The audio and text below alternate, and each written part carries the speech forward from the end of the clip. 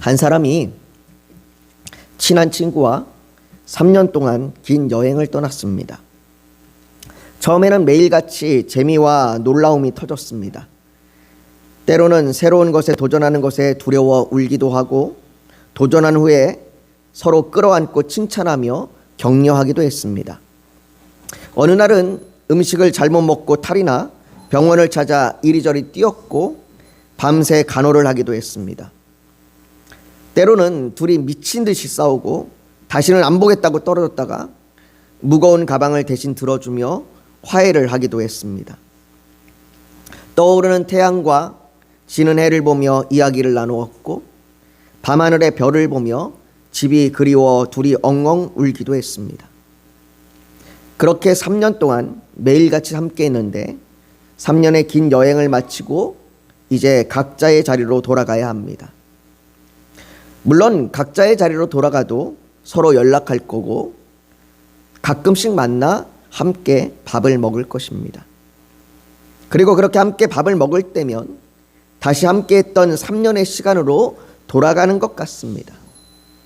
그들은 그렇게 각자의 일상으로 돌아갔지만 여전히 그때의 시간이 그들 속에 있습니다. 여러분, 함께 밥을 먹는다는 건 단순히 배고픔을 채우는 것이 아닙니다. 영국에 켄 로치라고 하는 감독이 있는데, 그 감독이 만든 그 영국 폐광촌의 이야기를 다룬 영화가 있습니다. 나인 올드 오크라는 영화인데요.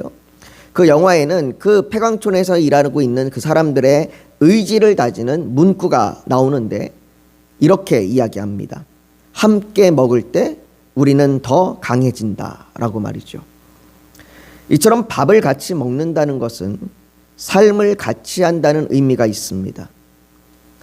어떤 분이 말하기를 우리나라처럼 밥에 환장한 민족도 없다라고 그렇게 말합니다.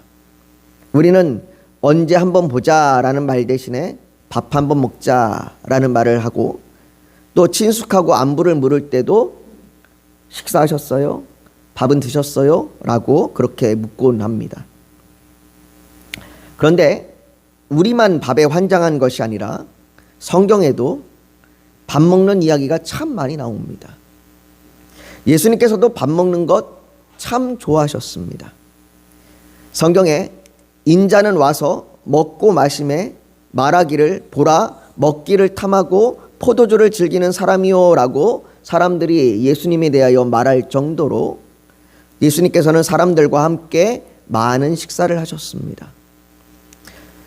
예수님께서 십자가에 달리시기 전에도 제자들과 함께 한 것이 식사였습니다. 예수님께서는 제자들과 함께 모여 식사하셨습니다. 심지어 자신을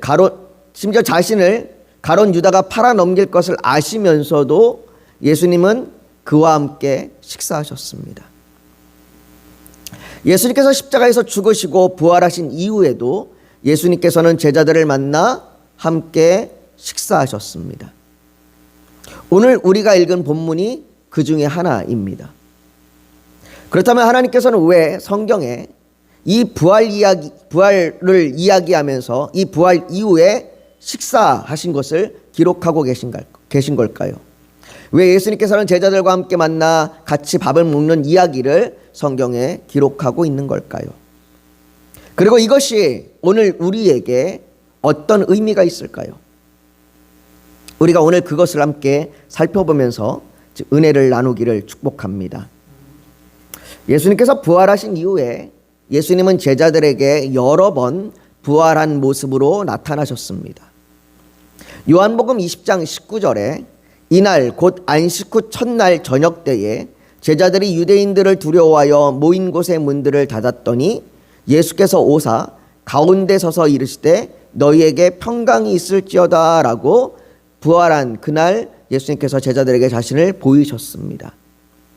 또 26절에도 여드레를 지나서 제자들이 다시 집안에 있을 때에 도마도 함께 있고 문들이 닫혔는데 예수께서 오사 가운데 서서 이르시되 너희에게 평강이 있을지어다 하시고 라고 예수님께서 부활하신 몸으로 제자들 가운데 또다시 나타나셨습니다.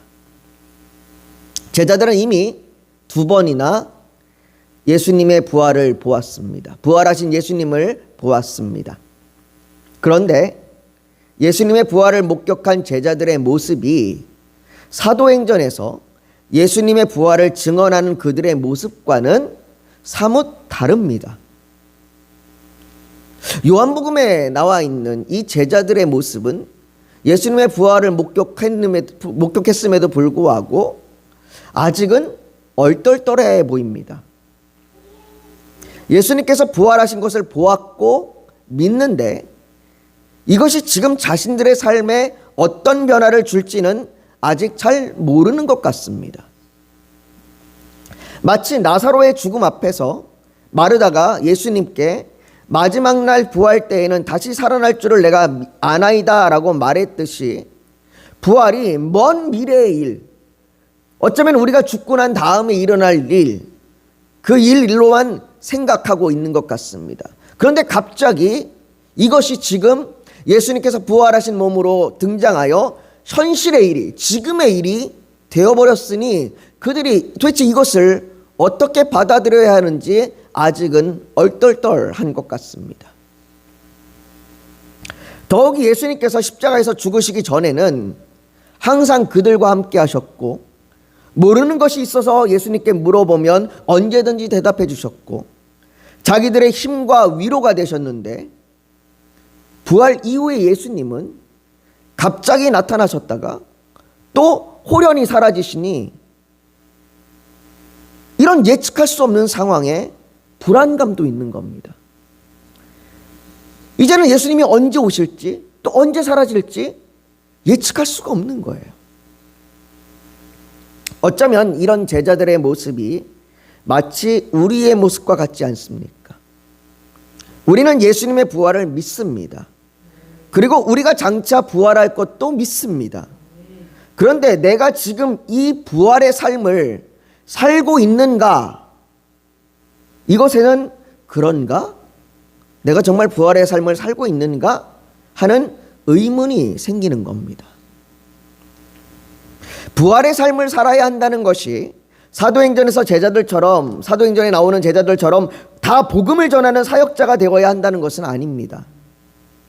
물론 우리는 복음을 전해야 합니다. 그러나 이것이 꼭 목사나 전문 사역자가 되어야 한다는 말은 아닙니다. 과거의 한국교회는요, 신앙이 뜨거우면 모두 목사가 되어야 하는 분위기였습니다. 그래서 신학이 좀 뜨거우면 다 신학교 가라고 얘기했었습니다. 그러나 신앙이 뜨거운 목사만 있어서는 안 됩니다.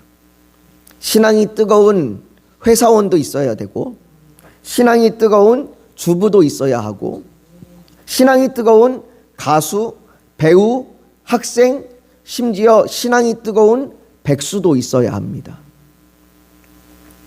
그렇게 그들은 자신의 일상을 살아가야 합니다. 그렇게 우리는 지금 이 땅에서 부활의 삶을 살아야 합니다. 하지만 우리는 일상에서 부활의 삶을 사는 것이 무엇인지 잘 모르는 것 같습니다. 그리고 그것이 우리의 신앙이 뜨겁지 못하기 때문만도 아닙니다.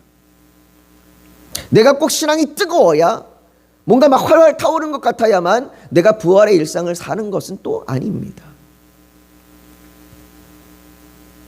이런 혼란이 내가 부활의 삶을 살아가야 되는가, 어떻게 살아가야 되는가라고 하는 이런 혼란이 부활을 목격한 제자들에게도 있었습니다.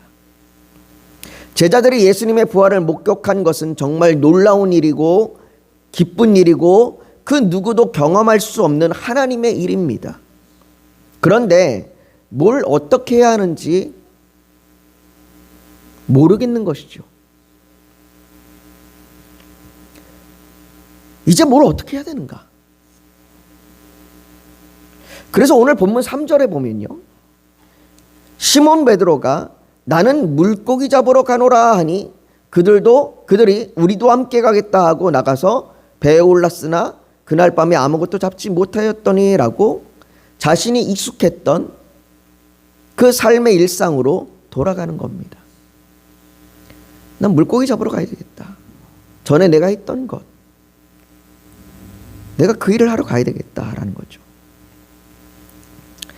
이때 함께 간 사람, 이때 베드로가 내가 물고기 잡으러 가야 되겠다라고 했을 때 그래 우리도 가자라고 해서 함께 베드로를 따라갔던 사람의 명단이 2절에 나오는데요.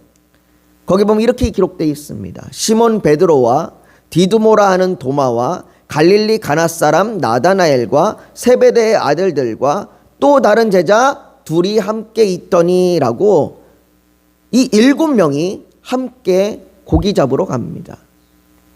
그런데 5명의 이름은 나오고 2명의 이름이 나오지 않습니다. 제가 오늘 이 2명의 이름을 알려드리겠습니다.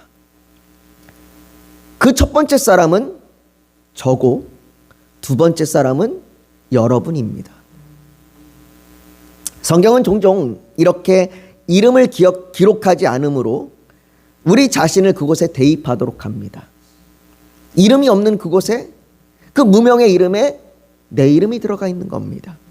왜냐하면 성경에 기록된 인물들의 삶은 단지 그들의 이야기로 끝나는 것이 아니라 우리의 이야기로 이어지기 때문입니다. 베드로와 함께 떠났던 그 7명 중에 우리가 속해 있습니다. 그래 나도 뭘 어떻게 될지 모르겠으니 그냥 나도 너와 함께 가자. 그렇게 제자들은 일상으로 돌아가 그들에게 익숙한 삶으로 돌아가 배를 타고 고기를 잡으러 갔습니다. 그런데 그날 밤에 아무것도 잡지 못했습니다. 3년이나 일을 쉬었더니 그들의 기술이 녹슬어 버린 걸까요? 갈릴리 호수의 물고기가 다 사라져 버린 걸까요? 왜 일상으로 돌아갔는데 일상마저 되는 일이 하나도 없는 걸까요? 죽었다가 다시 살아나는 부활의 기적 같은 일이 우리 일상에도 나타나면 얼마나 좋겠습니까? 그런데 일상의 현실은 예상보다 못한 빈 그물입니다. 아무것도 잡지 못했어요. 그때 육지로부터 소리가 들립니다. 얘들아, 너희에게 고기가 있느냐? 제자들은 자신들에게 친근하게 묻는 그 사람이 누군지 알아보지 못하고 없다고 답했습니다. 아무것도 못 잡았습니다. 빈 그물입니다. 다시 소리가 들려옵니다. 그물을 배 오른편에 던지라. 그리하면 잡으리라. 그 소리에 그물을 던지자 그물을 들 수 없을 정도로 그물 가득 물고기가 잡혔습니다. 여러분, 이 장면 어디선가 본 것 같지 않습니까? 누가복음 5장에 시몬 베드로를 제자로 부르셨을 때 그때의 모습과 같습니다.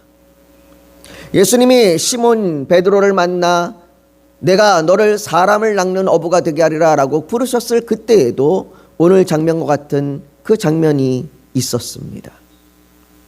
차이가 있다면 그때는 그물이 찢어졌고 지금은 그물이 찢어지지 아니었다라는 것이지요. 누가복음 5장이 예수님의 은혜는 인간의 그물을 찢어질 만큼 넘친다라는 것을 보여주는 것이라면 오늘 본문은 그 넘치는 은혜 속에서도 부활의 주님이 자기 백성과 사명을 찢어지지 않는 그물처럼 온전히 지키신다라는 것을 보여주는 것입니다. 제자들도 이 장면이 떠올랐습니다. 이 장면 어디 익숙한데? 우리가 처음 만났었던 그때와 같은데. 그리고 육지에 서 계신 분이 예수님이라는 것을 알게 되죠. 그리고 주님이시다 라는 한 제자의 말에 베드로는 옷을 걸쳐 입고 바다로 뛰어들어 예수님께로 갑니다. 그리고 다른 제자들도 예수님께로 갑니다.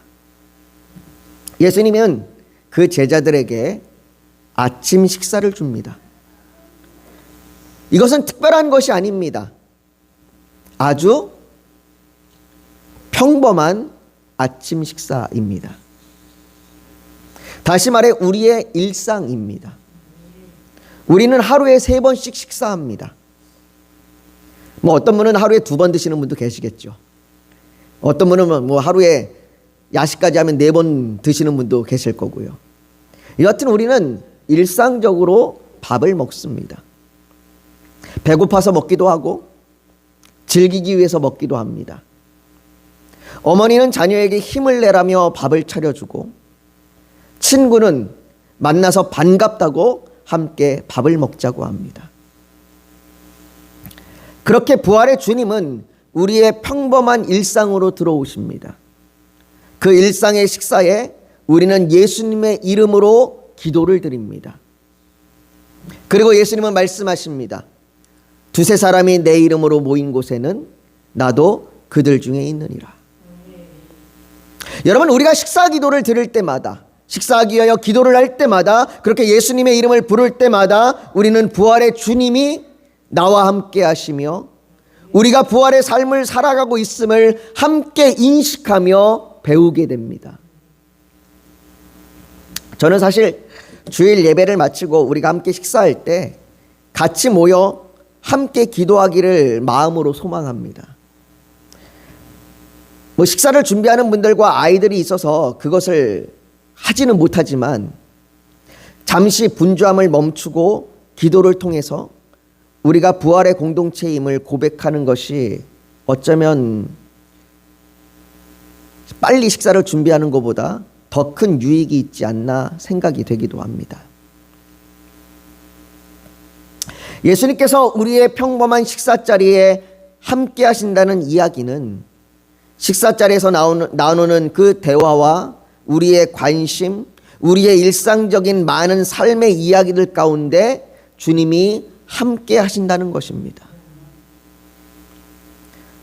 그리고 그 자리는 우리가 예수님을 초대한 자리가 아니라 예수님이 우리를 초대한 자리입니다. 오늘 본문 9절은 육지에 올라오니 숯불이 있는데 그 위에 생선이 놓였고 떡도 있더라 라고 말하고, 12절에는 예수께서 이르시되 와서 조반을 먹으라 라고 말씀하십니다. 예수님께서 식사를 준비하시고 예수님께서 제자들을 그곳에 와서 밥 먹으라 라고 부르십니다. 예수님께서는 지금도 우리를 식사자리에 부르십니다. 바울은 고린도전서 11장에 23절부터 25절에 이렇게 이야기합니다. 내가 너희에게 전한 것은 주께 받은 것이니 곧 주 예수께서 잡히시던 밤에 떡을 가지사 축사하시고 떼어 이르시되 이것은 너희를 위하는 내 몸이니 이것을 행하여 나를 기념하라 하시고, 식후에 또한 그와 같이 잔을 가지시고 이르시되 이 잔은 내 피로 세운 새 언약이니 이것을 행하셔 마실 때마다 나를 기념하라 라고 말합니다. 여러분, 주의 성찬은 단지 형식적인 예식이 아닙니다. 예수님께서는 우리가 일상에서 식사하며 살아가듯이 그리스도인의 주의 성찬을 통해 일상에서 부활의 삶을 살아가기를 원하시는 것입니다. 오늘 본문에 예수님께서 제자들을 식사자리에 부르실 때 이미 숯불 위에 생선이 있음에도 예수님은 제자들에게 지금 잡은 생선을 좀 가져오라 라고 말씀하십니다. 생선이 없어서 가져오라고 말씀하시는 것이 아닙니다. 생선이 이미 있는데도 가져오라고 말씀하십니다. 예수님께서는 그 제자들의 생선을 가지시고 주의 만찬에서 떡과 잔을 가지신 것처럼 예수님께서 우리가 드리는 것을 취하십니다. 예수님께서는 우리를 취하십니다. 우리가 예배에 올 때마다 또 매일 일상의 식사자리에 모여서 함께 기도할 때마다 주님, 제가 여기 있습니다. 주님, 저를 드립니다. 라고 고백하게 되고, 그렇게 우리가 주님께 나아갈 때마다 우리는 우리 자신을 그렇게 주님 앞에 가져가는 겁니다. 그리고 우리가 우리 자신을 그렇게 주님 앞에 가져가면 예수님께서는 우리 자신을 취하십니다. 받으십니다. 예수님께서 받으신 후에 축사하십니다. 축복하며 감사하며 기도하십니다. 예수님께서는 우리가 드리는 것을 거부하거나 비판하거나 정죄하지 않으십니다. 우리가 우리 자신을 드릴 때에 우리는 실수투성이고 실패자 같고 너무나 부족한 존재처럼, 그래서 어떻게 보면 작은 물고기 2마리, 보리떡 5개처럼 이것으로는 5,000명을 먹이기에는 택도 없는 그런 아주 작은 것과 같은 모습이 우리 존재이지만, 그래서 주님, 난 이거밖에 안 되는데, 나는 이거밖에 안 되는데 라고 우리가 주님 앞에 말할 때에 주님께서는 우리를 향하여 축복하십니다. 그리고 예수님께서 우리가 가지고 간 것을 떼십니다. 우리의 교만과 자존감을 떼어 가십니다. 거짓과 위선으로 단단해진 우리의 속과 딱딱하게 굳어버린 우리의 그 껍데기를 깨어버리십니다. 예수님께서 그렇게 하심은 우리에게 새로운 것을 주시기 위함입니다. 새로운 삶, 새로운 행동이 우리 앞에 놓여 있습니다. 그렇게 예수님께서는 우리에게 우리가 가지고 간 것을 축복하시고 떼신 후에 다시 나누어 주십니다. 하지만 우리가 가져간 우리 자신이 아닌 주님이 피 흘리신 찢기신 몸, 그가 흘리신 피, 그러나 다시 살아난 그 몸과 함께 부활의 삶을 우리에게 나누어 주시는 것입니다. 사랑하는 성도 여러분, 우리는 오늘 성찬에 참여합니다. 우리는 이 성찬을 통해 예수 그리스도의 죽으심과 부활이 단지 과거의 사건이 아니라 지금도 우리 가운데 살아 역사하는 현재의 은혜임을 고백합니다. 그러나 이 고백은 예배당 안에서만 머물러서는 안 됩니다. 주님께서 와서 조반을 먹으라 그 부르신 그 자리는 단지 갈릴리 바닷가의 한 아침 식사 자리가 아니라 오늘 우리의 삶의 자리, 우리의 식탁, 우리의 가정과 우리의 일상의 자리이기 때문입니다. 우리는 여전히 때로는 빈 그물을 경험하며 살아갑니다. 어쩌면 우리는 오늘도 빈 그물 인채로 주님 앞에 나와 있는지도 모르겠습니다. 주님, 잡은 것이 아무것도 없습니다. 수고하였으나 얻은 것이 없는 그 긴 밤을 지나고 왔는지도 모르겠습니다. 부활을 믿지만 그 부활이 내 삶에 어떻게 나타나고 있는지, 내가 부활을 안 믿는 것도 아닌데 여전히 믿고 있는데 왜 내 삶은 여전히 빈 그릇 같은지 혼란스러울 때도 있습니다. 그러나 바로 그 자리, 어쩌면 그 실패의 자리, 그 평범한 일상 속에서 부활의 주님이 찾아오십니다. 그리고 우리를 향하여 동일하게 말씀하십니다. 와서 조반을 먹으라. 이 부르심은 단순한 식사의 초대가 아닙니다. 이것은 우리의 실패를 회복으로 바꾸시는 초대이며 우리의 일상을 은혜의 자리로 바꾸시는 초대이며 우리의 삶을 부활의 삶으로 새롭게 하시는 초대입니다. 사랑하는 성도 여러분, 이제 우리는 성찬의 자리에서뿐만 아니라 매일의 식탁에서도, 가정의 식사 자리에서도, 삶의 모든 자리에서 주님의 이 초대를 기억해야 합니다. 그리고 식사할 때마다 고백하십시오. 주님, 이 자리에도 주님이 함께 계십니다.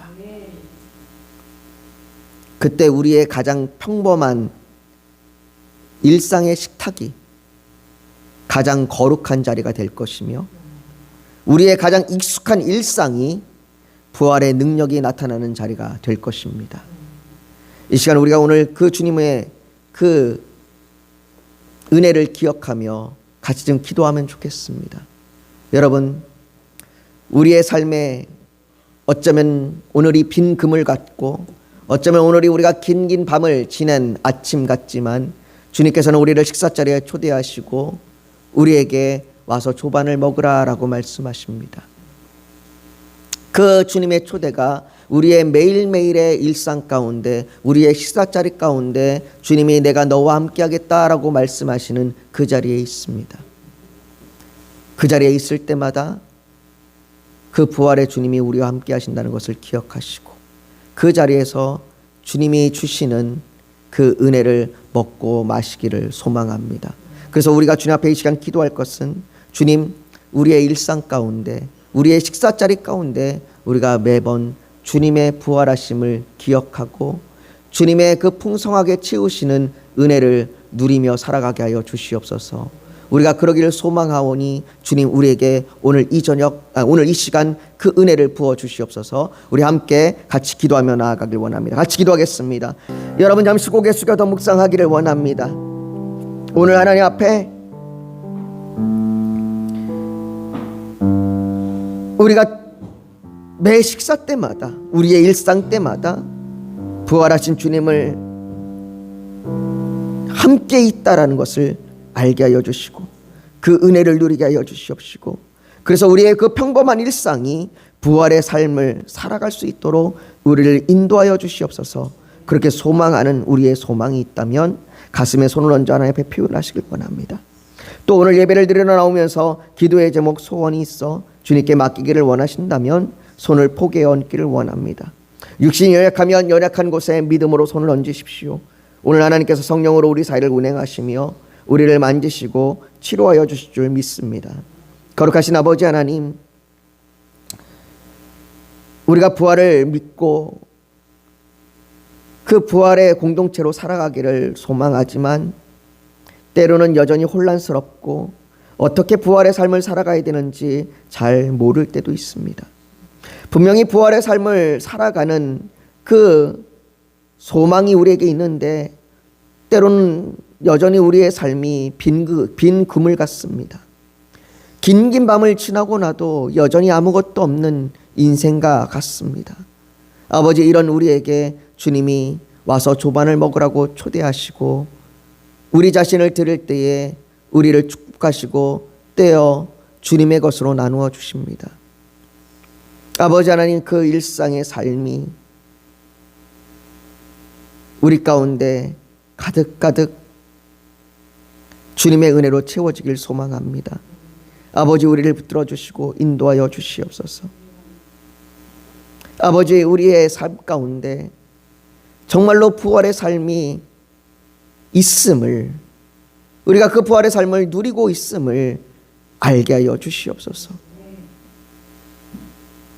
또한 아버지, 우리의 간절한 기도의 제목, 소망이 있습니다. 하나님께서 도와주시기를 간절히 바라고 하나님께서 인도하시기를 간절히 바라며 하나님의 선하심이 무엇인지를 계속해서 묻고 구하는 우리의 모습을 주님이 아시오니 주님, 우리를 도와주시고 인도하여 주시옵시고 하나님의 선하심을 나타내 보여주시옵소서. 우리의 병든 육체와 병든 마음을 치료하여 주시고 고쳐주시옵소서. 우리 가운데 회복이 있게 하여 주시옵시고 아버지 하나님, 주의 그 놀라운 기적이 우리 가운데 나타나게 하여 주시옵소서. 모든 것 주 앞에 올려드리며 예수님의 이름으로 기도하옵나이다. 아멘.